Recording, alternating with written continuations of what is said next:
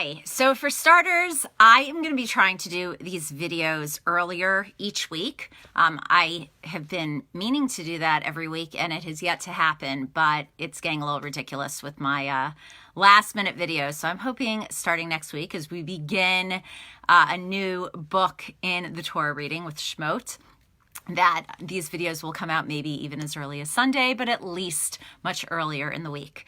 So part of the reason why this has been taking me so long to get this one out is there are so many different ideas I want to focus on and so many different concepts. And I'm just going to try to spit out a few ideas regarding really parenting and some of the lessons we learn. We are on the final Torah portion of the book of Bereishit, of Genesis, and it is the Torah portion of Vayechi.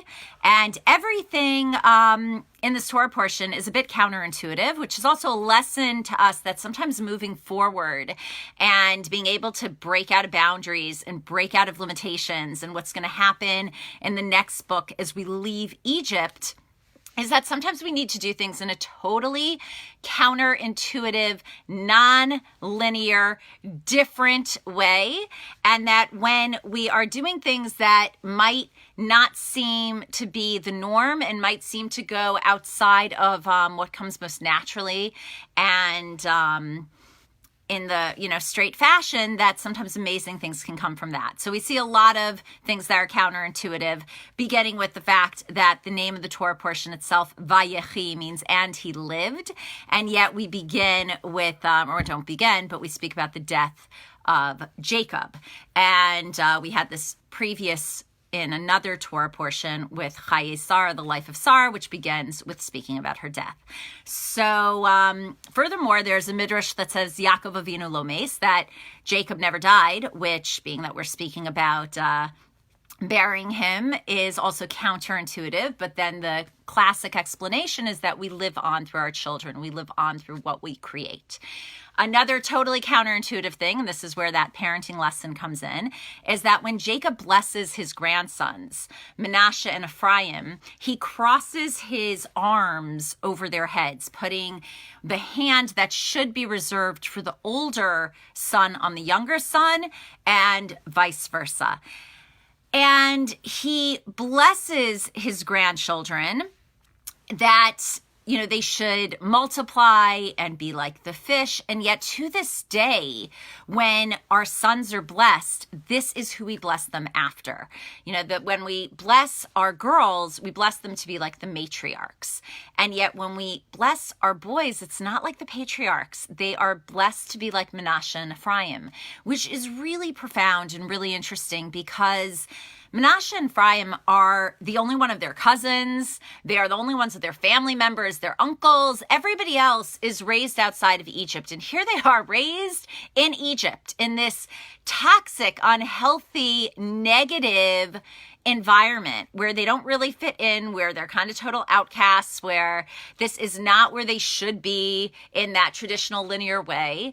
And yet it's here that they thrive and they know who they are and they know what's important. They know their morals and they know their values and they know what it means to be a Jew. And so even in the midst of the insanity that is surrounding them, they maintain who they are and recognizing that our kids are really resilient. And if we teach them to know who they are and what is important and what defines them, and respect that they have that ability, even if those outside influences might not be the most positive, to really maintain what's important to them, they can do incredible and exceptional things.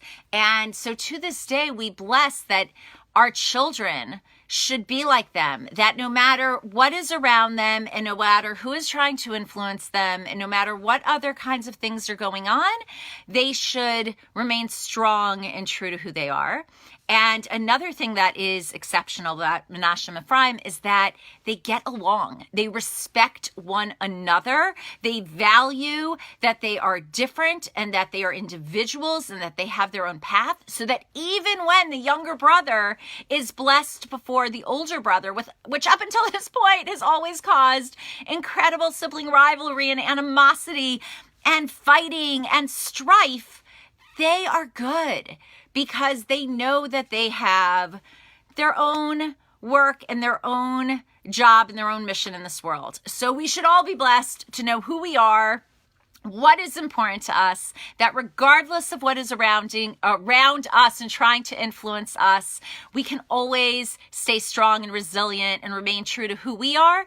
And that when we really, truly understand that, we won't have jealousy, we won't have envy, we won't feel that somebody else got what was really intended for us, because that's their thing and we have our thing, and that's what we need to focus on. So as we finish the Torah portion and we finish the book of Genesis, we say chazak, chazak, v'nitchazek, that we should be strong and we should be strong. We say it twice, we need a lot of strength, and that we should be strengthened. And there's also an interpretation that we should strengthen others.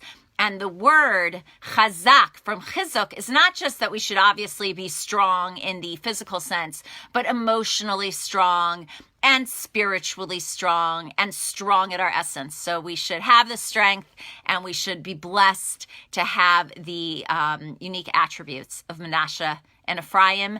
And when we focus on this, Yaakov Avinu Lomes, that is how we live. That is how we continue on in this world, even when we are not here physically. So it should be through our children and our grandchildren and the generations that come, that are strong and strengthen us and strengthen those around them. So good Shabbos, and hope to be doing for next week much, much earlier in the week. Take care.